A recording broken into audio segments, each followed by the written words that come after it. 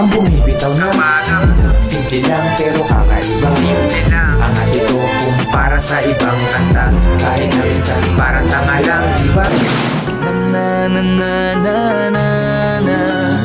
Di pagbabahagi din ng bawat pangyayari sa mga buhay na dinadagdag. Kausap lang kita kapag ako'y nangangailangan ng aking iniisip, puro pansarili lamang at kapag Lord, patawad. Flip Top Ahon 10, Day 1, dito pa rin, TIU Theater, Makati Central Square. Pangwalang laban na ng gabi. Shoutouts sa lahat ng kasama natin dito at bukas at hanggang next year. Abangan nyo, February 7-8, 2020, anniversary ng 10th year anniversary ng Flip Top. At Flip Top magigay para sa parating natin laban. Shoutout sa lahat ng MC, shoutout sa buong Flip Top staff, syempre. Shoutouts kay Boss Day, kay Boss Mark, sa lahat ng tulong. Yeah, shoutout sa kanila. Sa kanan ko, galing pang Cagayan de Oro City para sa inyo. Magigay tayo lahat para kay Krega. Ngayon pa muna mo nga tumpangan, Rebel Dog sumagupa, cross sa Cagayan. Di mo undangan, tuyok sa timbangan. Kung kabug-ato ng atong basihan, ngunit mga bagdik nga tunay, dili ka pang lagsik ang laway. Tagsara mo tuskik ang sungay, pero walay atik ang pagkatay. Rising para sa 31 Boys, sumagupa ko kay Ninong, South Dog, CDOMC, Srabaticos. At sa kaliwa naman, Dasmariñas, Cavite represent para sa inyo. Magigay tayo lahat para kay Mod. Ubus ang pawis ko at lakas na tila, trabaho rin ng labas. Ikaw ang amo sa kondisyong nakaposisyon ka sa itaas, na siyang nagaganap madalas sa inuupahang kwarto na makitid. Imposibleng maging tahanan kung wala rin benepisyo na pag-ibig. Sana ako na sandali na nga nahilig, ngunit bawal ang damdamin na mahubog. Walang pakialam sa kasalanan kung sa init ang katawan na rin nasusunog. Kung mapagod man sa akin ay ayos lang, magkatabi na muna tayo sa pagtulog. At sige patong lang pero usapan natin ay wala rin maaari na mahulog. Pinag-usapan na nila, wala na daw coin toss. Pinili na ni Krega mauna, pumayag naman si Mod. Non-tournament battle, tig 2 minuto dapat. 5 ang hurado, pakinggan natin, Ahon 10, Krega. Oh, check. Hindi naman talaga ikaw ang aking makakalaban. Kasi unang-una, ayaw mo ako maging kalaban. Bakit? Natatakot ka bang makipaghulaan ng letrahang pahalang, pakanan o kaliwaan? Naka-crossword puzzle pa naman ako ngayong gabi. Hindi lang to basta baligtaran. Ahon game? Yeah! Rekta na agad sa estilo niyang kada tira, banggit pangalan.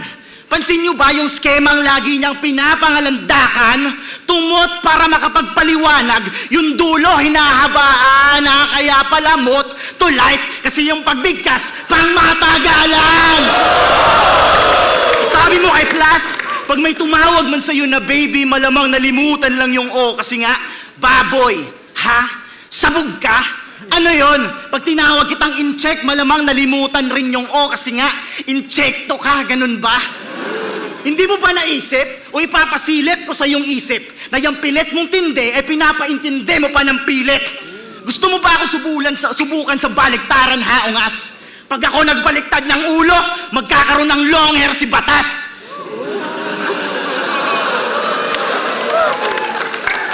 Ganyan ako magbaliktad. May kasama yung biswal. Ikaw pag nagbabaliktad ka, binabaliktad mo lang literal. Gaya nung balakid, di kalab, yung undas, sad, no? Tapos pag hindi kayang baliktarin yung linya, yung letra, ginugulo. Aba, anggulo ng anggulo mo. Palindromo, anagram, parehas lang, hindi lamang. Lahat tayo naglalaro sa salita, maski ata si Badang. Pero oo, aminado, magkaiba tayo ng ginagamit na formula. Tamang si Thomas Edison ka nga. Para makapagpaliwanag ng bumbilya, inangkin mo ang ideyang hindi ikaw nauna. Naalala yung si Notorious? Kanyang-kanya yan nagmula. Kaya usapang baliktaran, ululdi ako sa'yo na mangha. Ginaya ng bata sa pambubuli, naging Joaquin Montes na lang bigla. Pues papatikimin ko to ng solid left hook, parang si CLR nagpakawala ng kaliwa.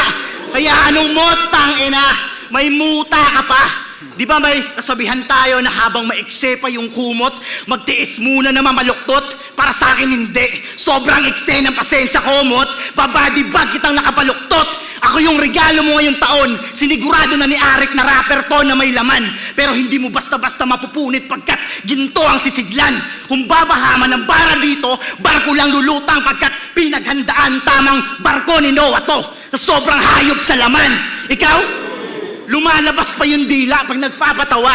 Mukha namang umiiyak pag nagseryoso. Pues pasensya ba ya? Wala akong respeto sa ordinaryong katulad mo. Ito ay selebrasyon. Tuwing matatapos ang taon, ikaw yung candy na tinapon, pinulot ko at ninuya. Pagtapos, tunawin ng aking laway ay agarang dinura. Pamperya lang paglalaro mo ng apoy boy, kayang apulahin bawat buga. Pakitang tao lang yung init mong dala, di nakakapaso sa balat. Pero, espesyal kang bata ka. Kasi kahit anong gawin mo, hinahayaan ka ng mga tao. Special child nga eh. Sabi nung incheck, maswerte sa negosyo. Kaya pala mot, kasi wala stick sa kapitan. Parang batang hindi tinalaban ng cytotech at portal. Oo, kulang ka din sa kromosoma nung pinutok ka. Mukha ka lang incheck, hindot ka, pero mongoloid ka, ano? Nabulilyaso na ba? Standing Mountain Zero? Kaya ngayon, humanda sa pag-upo.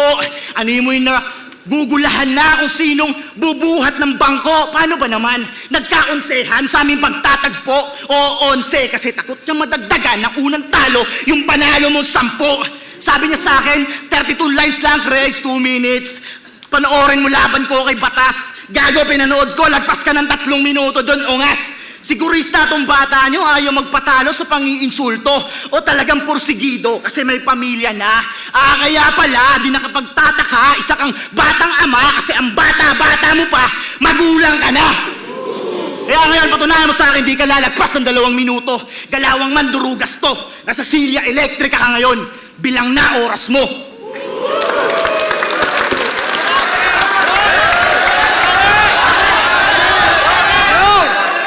Game! Hindi daw dapat siya yung kalaban ko. Tama, kasi dapat si Sak. Kaso si Sir Arik, iba yung pinatrabaho. Siyempre, para magalit daw yung John Wick, patayin muna yung aso.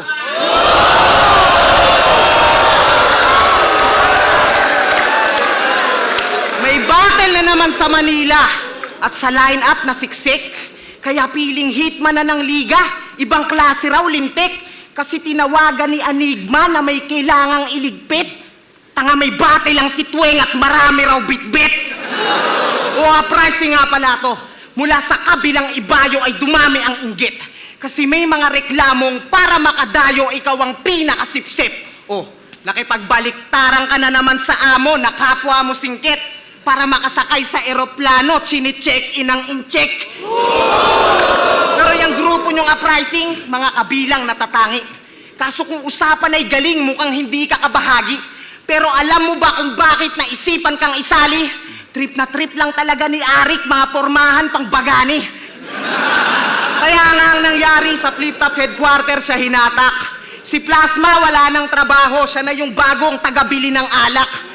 Tila naging ampon sa kampo para uprising ng matawag. Kaso parang pokpok lang ng sundalo, ginawa kang bit sa barracks.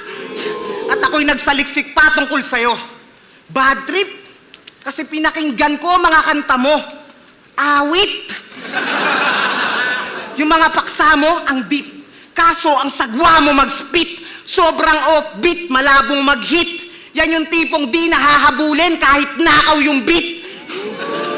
At ano kung malalim ka sa wika, pare di ka pa kompleto. Walang saysay ang mga linya kung di ka sumasabay sa tiyempo. Kaya pag nag-rap, mas nakikita yung pagka-prom dineto. Na tila ligaw nga sa Maynila kasi pawala-wala sa metro. At ako'y magsisingit lang na kwento. Puta, napansin ko lang. Sabi niya kay Invictus, kakaisip kay Barito, baka bumangon si Rico yan. Tanginang estilo yan. Pinilit mo yung Barito sa Bareto, kahit di na magkahango. Yung punto mo ang labo, nag-aaway-away na nga yung pamilya, ba't ginugulo mo palalo? Makapag-wordplay lang, punyeta. Talagang pilit yung letra. Tipong tropa niya si Juan Tamad at Harlem, yung schizo, friend niya. Kahit sa bara, walang lohika. Kaya iniiba yung porte niya. Sinusubukan magkomedya, kaso lang mas kumukorne na. Dating sa Vice, naglalagi. Ngayon sa jokes, biglang liko. Kaso naging iskastakli, puta sablay nung nagbiro. At alam niyong food trip lang to sa akin kahit di na ako tumudo. Madali lang din tunawin, dadaanin sa Malboro. Saktong mababalik na sa ilalim tong sinasabing isdang oro. Kasi pagtapos kong makain ay diretso inidoro.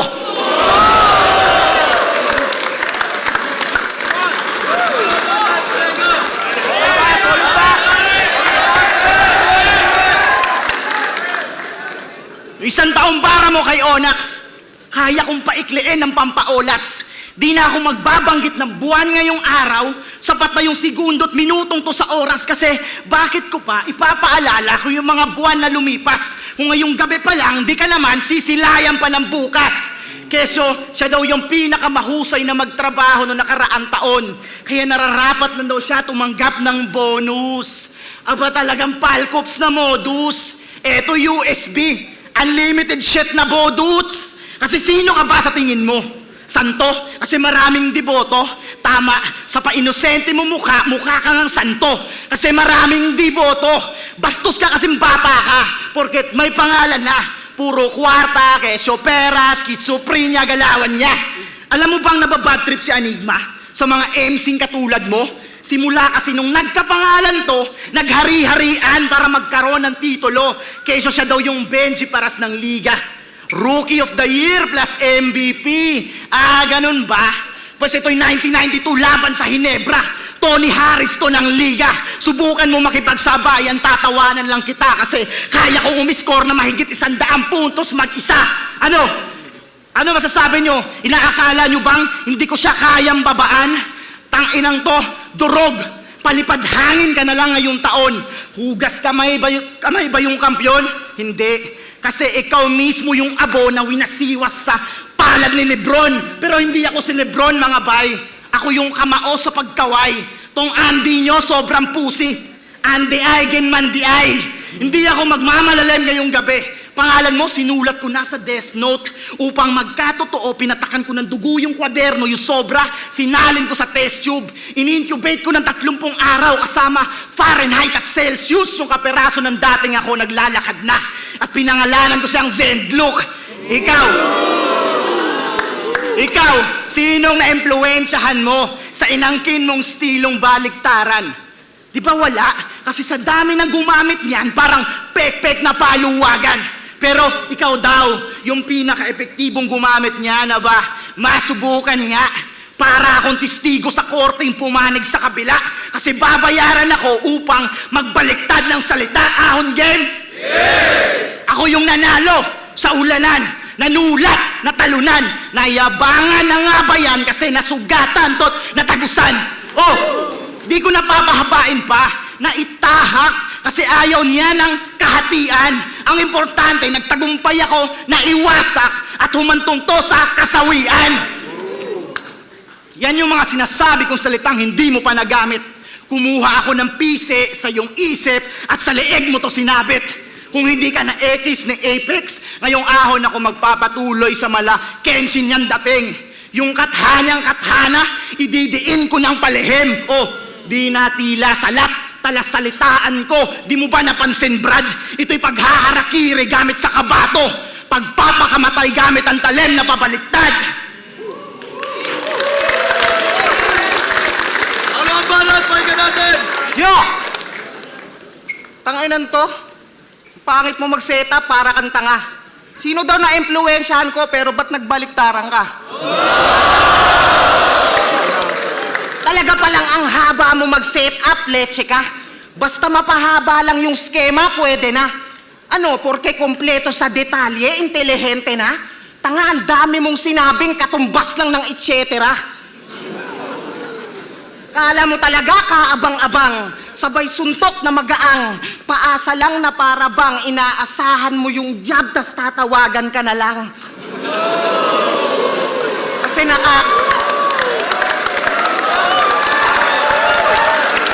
nakakaumay ka tanga. Wala namang kagulat-gulat dyan sa sulat mong dala. Siya yung parang sa suntukan, mang-uupak talaga. Paunat-unat pa ang puta, manunulak lang pala. Pero ako lang ba nakapansin? Kamukha nito si Jet Li. Pangbakbakan nga siguro. Pues yung sipa ko mas deadly, legendary mga moves ko. Di ako macho at basag ulo, pero makikita nyo yung punto na panis tong Jet Li pag nilabas ko pagka-bruise ko. Oo, mala Bruce Lee pag kumombo, tsak talsik, liliyad. Ako'y magmumukhang piloto kasi tong jet lilipad. Total mahilig ka sa mga terminong matalinhaga at poetiko. Mga dimensyon at elemento, babasagin ko yung teknik mo. Gamit mga banat na diretsyo, kada sapak dama yung vertigo. Talagang talsik mula sa pwesto, baliwala na tinetermino. Talagang gulpe na matindi, yung magkabilang pisngi. Hindi ko titigilan hanggat di nabibingi. Ano na, Mr. Reference, magpaawat ka na lang sa ripire. Tulad nung batter mo nung zoning, do you remember? Madaling sumuko tong contender, natatapusin daw yung sur, pero siya yung napasurrender. O nag-shock tong ulikba, nabulunan sa kanyang sariling salita. Mukhang nagka-amnesia, walang ya, na tila nagulat kung ba't napadpad siya sa gitna kasi nasa mid na lang bigla. Yeah, hanggang wala nang napiga at sa hiya napapikit. Multilingual pero naubusan ng salita at nagipit.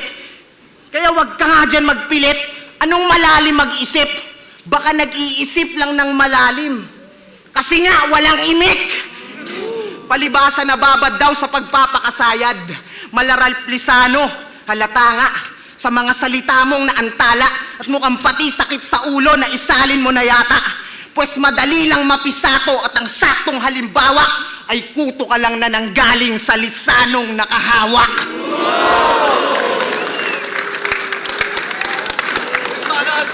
Yeah!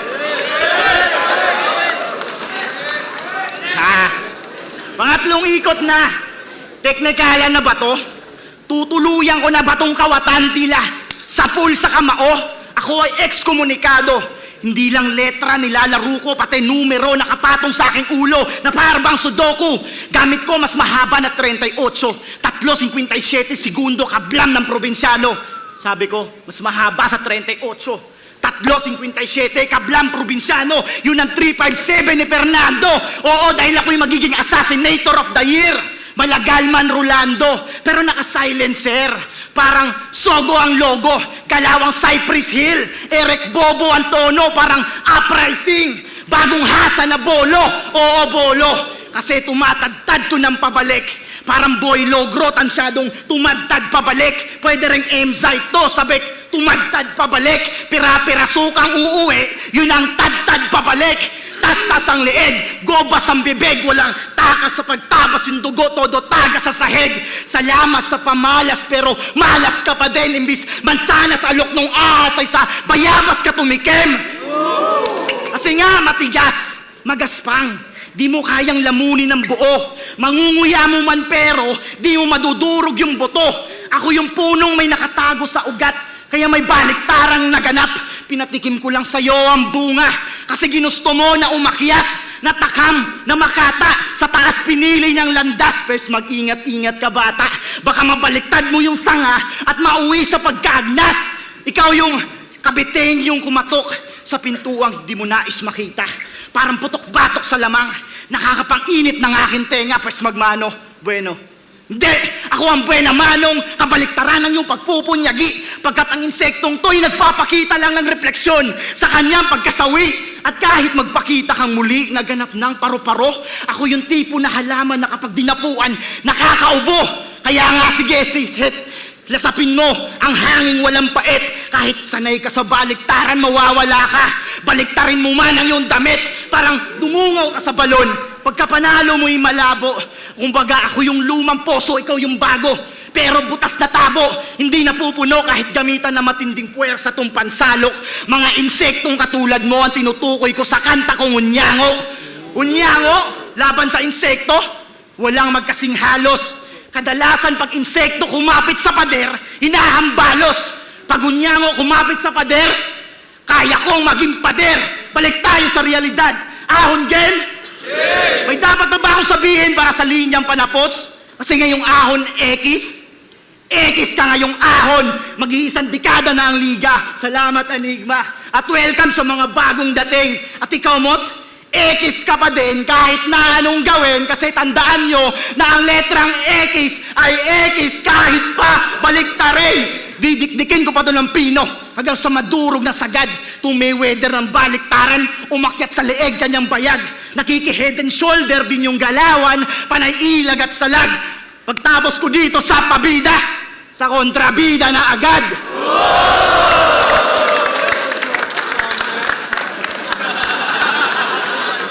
Yeah! Nagbalot, pahinga natin! Last. Tawag niya sa surrogates, surugates. Para tunog lirikal yung sinasabi. Nililiteral mo yung lingwahe. Anong tawag mo sa gate nyo, gate? Eh di pumapatol pala to sa kapatid niya na babae. Kasi Krega 8 his own ate.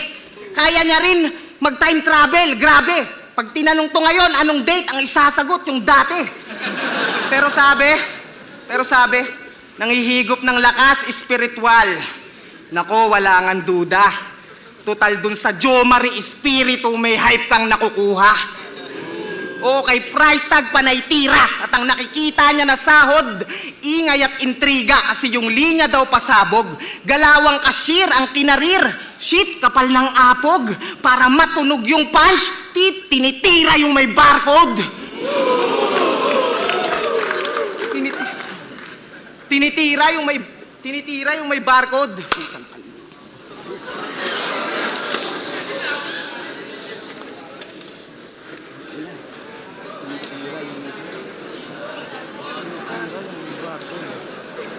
Oh, kasi gumaganbars din pala to. Kay Balakid nakipaglamano para ipakita daw sa tao ang tamang paghawak ng gatilyo. Nakahawak sa gatilyo? Siya na mismo nagbanggit. Buong palad ang gamit na sa pagkalabit. Kaya pwede niyo siyang batukan para palingunin lang saglit. Gusto mo ng gun bars sa baliktaran? Ganun ba?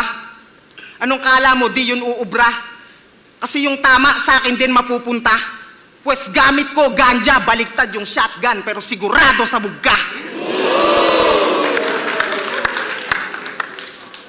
Pero seryoso, siya'y nakatsamba sa engkwentro, yung maestro na pabagsak. Pasalamat ka at napatsyempo ka sa inaantok mag-rap. Na halos wala ring tinamo sa mga tira mong pangwak. O sobrang hina ng bato kaya walang tama nun si Sak. At doon na nga daw naging class S.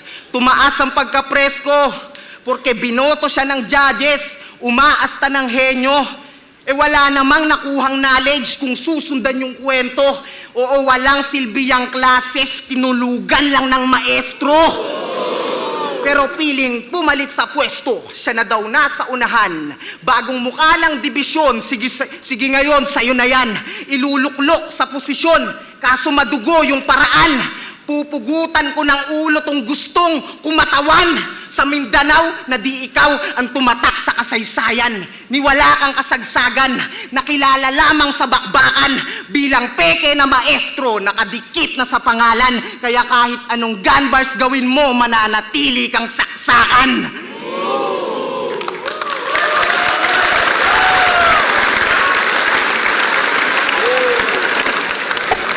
Flip top, ahon 10. Krega versus Mot. Digdigan yung laban na yun. Flip top, magingay para sa kanilang pareho. Sobrang solid nun. Ang boto ng Hurado, 5-0, magingay para kay Mot.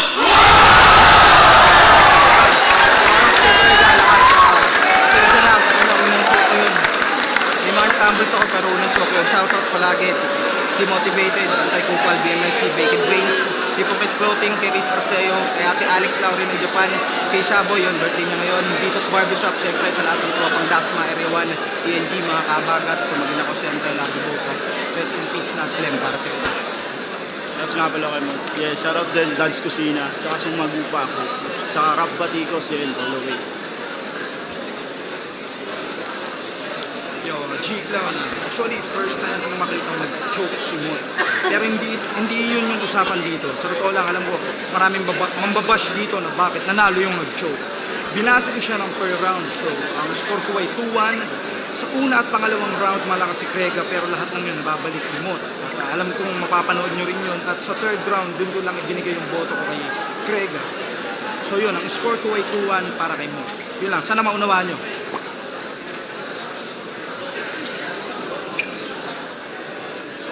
Abra, LDP, sa unang round, tsaka sa pangalawang round, ibigay ko malinaw yan kay Mot dahil umuulan ng bara. Na trip ko yung mga bara dahil quotable siya eh. Tsaka talagang tumatatak yung punches. Malakas din yung tira ni Krega nun. All 3 rounds malinis siya. Talagang masakit yung mga bara pero parang pag si Mot yung nananakit parang mas dinidiinan tapos sinusustain bago tugutin. Kumpara dun sa isa na malakas nga yung mga bara sunod-sunod pero dapat parang hindi muna na-absorb ng crowd yung sarap ng bara. Kumbaga parang mas na-enjoy ko yung performance ni Mot dahil naglalaro sa mga bara at mga joke na yung joke bara din tapos parang ano siya balance. Muntik na siya sa third round na ibigay ko ng pwede niyang ikalaglag yun round na yun pero buti na lang nabawi niya. So 2-2 yung round 3 parang pwedeng tie dahil nga sa slip up ni Mot. Pero para sa akin kasi mas maganda yung style niya parang superior sa battle na to kumpara sa style na gamit ni Krega. Pero parehas sila maganda, malakas. 2-2 tie kay Mot.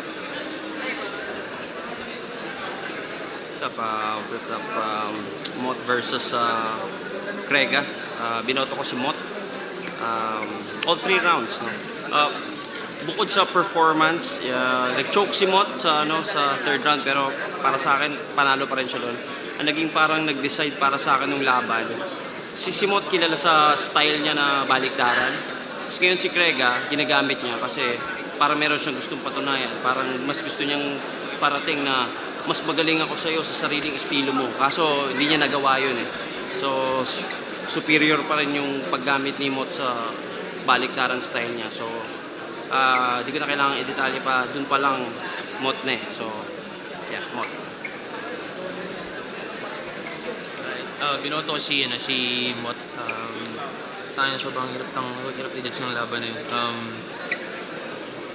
Gusto ko sana tabla eh. Kasi ano siya eh, although parehas sila di sila totally parehas ng estilo para sa akin. Paano ba to? Sulat-wise para sa akin, tingin ko daming step on the linya ni Krega. Buong 3 rounds tapos napaka-consistent pa. Kaso nga lang talaga para sa akin, yung nagiging factor lagi, lalo kapag dito sa ganitong venue is yung projection ng boses, paano mo i-relay sa crowd. Kaya dami niyang natulugan na mga linya. Pero kung sa round per round naman, sa round 1 binoto ko, tabla yung round 1 ko. Sa 2, si Mot, sa 3, si Kregs. Sobrang lakas yung round 3 ni Kregs. Para sa akin yung 2 at 3 yung pinakamalalakas ng rounds. Pero para sa akin, mas malaki nilamang ni Mot sa round 2 sa nilamang ni Kregs sa round 3. Kaya yun yung naging design factor para sa akin. Pero solid pa rin. Sa tropo si Krega kahit anong nangyari. Ayun, sa inyo, ginudge ko yung battle ng round per round. 1-2 kay Mot. Pero kahit nag-stumble kasi si Mot nung round 3, pakiramdam ko parang ano pa rin parang tabla pa din yung nangyari. So 1-2 kay Mot, is tabla nung third round. Ayun, pray lang.